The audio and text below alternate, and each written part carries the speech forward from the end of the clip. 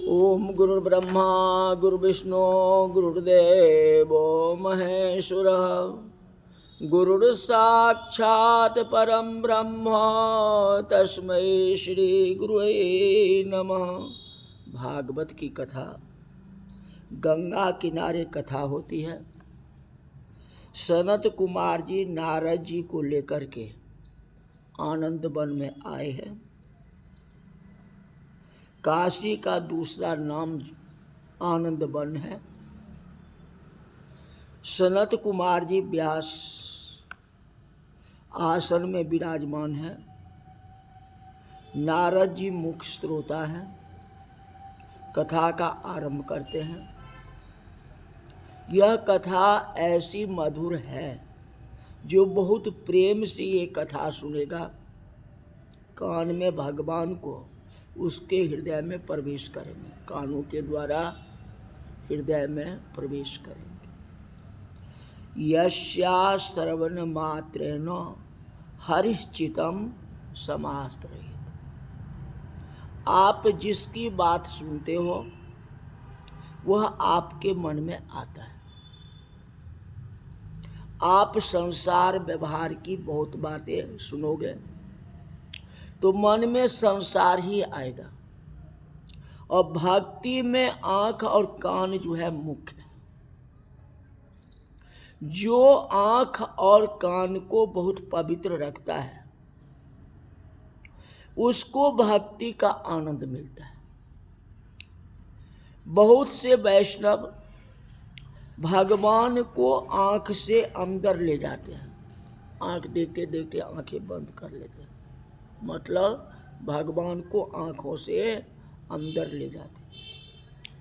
भगवान में आंख स्थिर करते,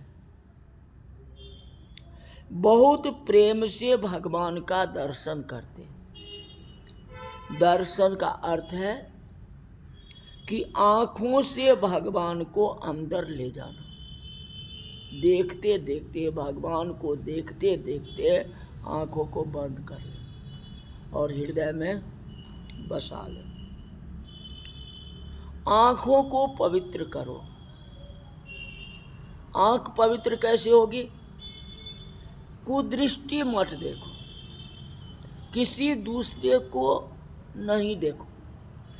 अगर देखो तो पवित्र मन से देखो, पवित्र आंखों से देखो, तो आंख बिल्कुल साफ रहेगा।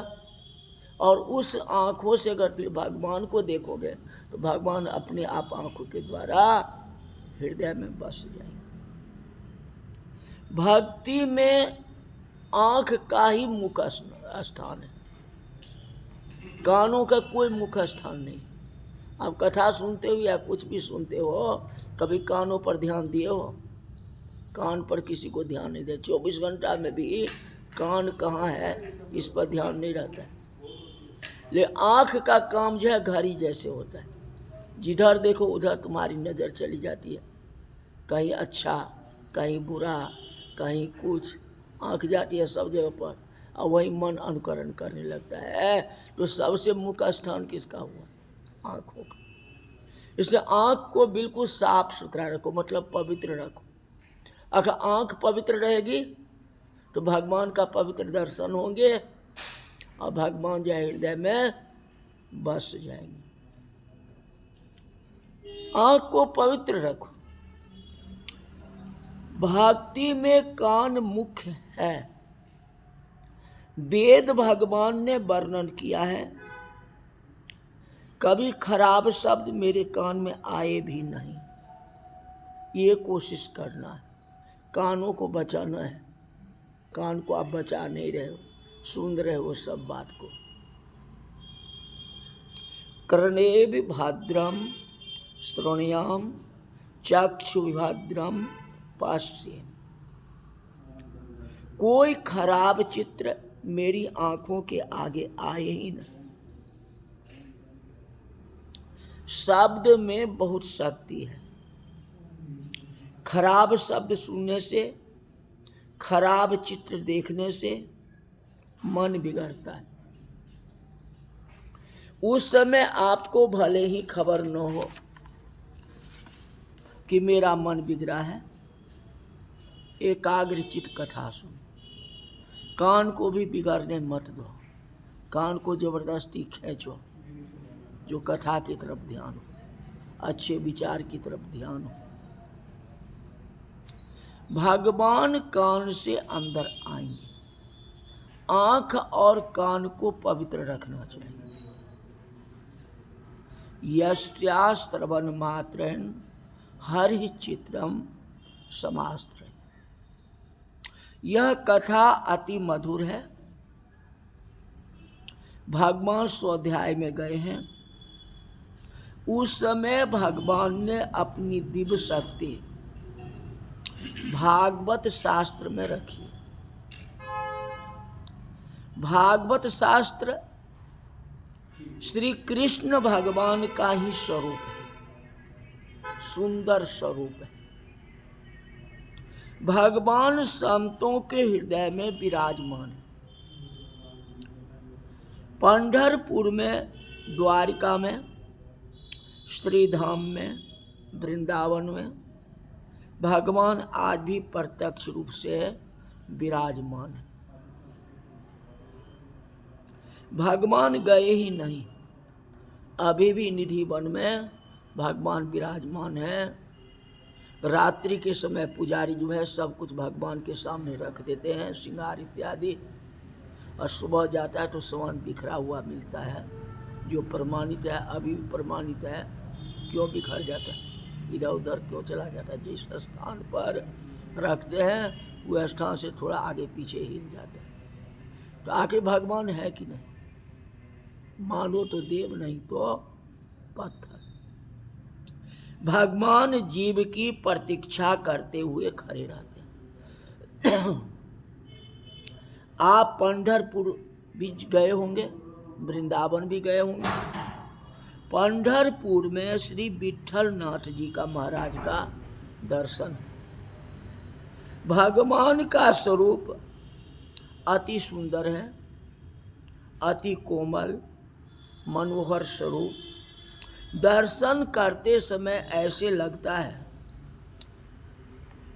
जैसे भगवान किसी को प्रतीक्षा करते हुए खड़े हैं।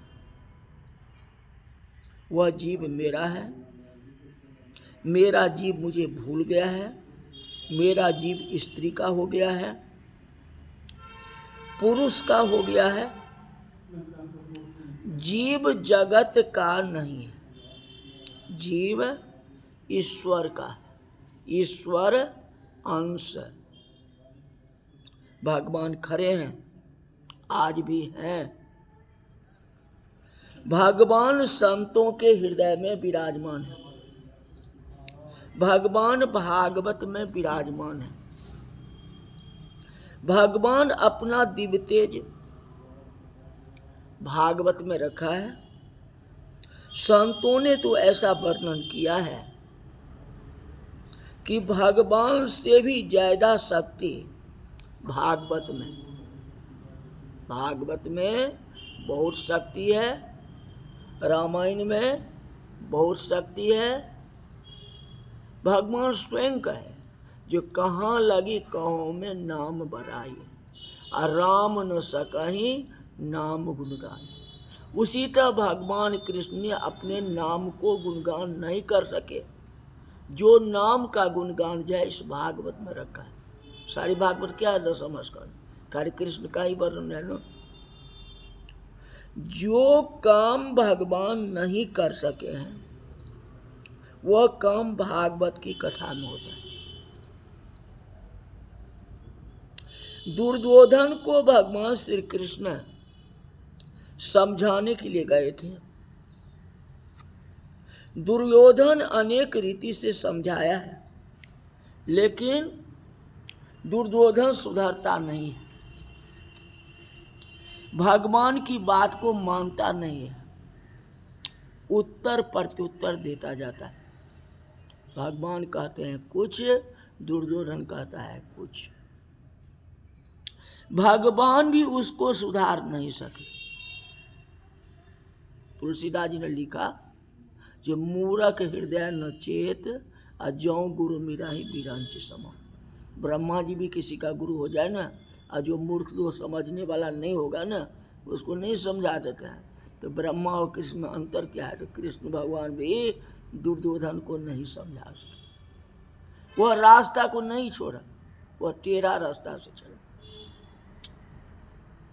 कहते कितने जीव ऐसे होते हैं जिनको भगवान समझाए तो भी नहीं सुधरते। दुर्योधन ने भागवत की कथा सुनी नहीं थी।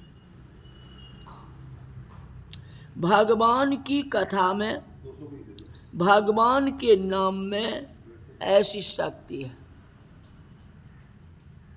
रावण को रामचंद्र जी का दर्शन हुआ था, और राम दर्शन करने पर भी उनकी बुद्धि नहीं सुधरी। भगवान का दर्शन हो गया तो भी उसकी बुद्धि नहीं सुधरी। किसको? रावण को। हाँ, रावण युद्ध करता रहा, और युद्ध के मैदान में भी भगवान राम ने बहुत समझाया, ये अभी भी तुम सुधर जाओ, लेकिन तो भी रावण नहीं सुधरा।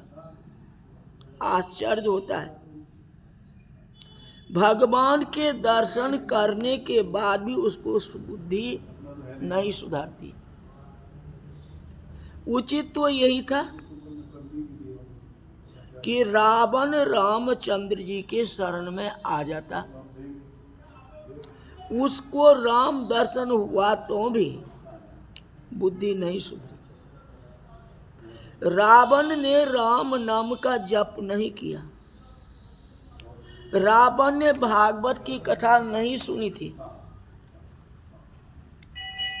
उचित तो यही था कि रावण रामचंद्र जी के शरण में आ जाता, क्योंकि गुरु साक्षात परम ब्रह्म, कथा नहीं भी सुना, ये भगवान का साक्षात्कार तो हो गया, सामने भगवान तो आ गए, अब क्या चाहिए? कथा सुनने की क्या आवश्यकता है जब भगवान को खुद सामने आ जाए तो। लेकिन तो भी रावण ने नहीं सुधरा, और तो भी रावण ने राम नाम का जाप नहीं किया। भगवान राम को तपस्वी ही कहा।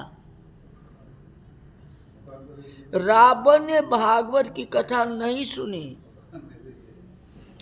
रावण और दुर्योधन तो मर गए हैं, लेकिन कलयुग में उनका वंश बहुत बढ़ गया है।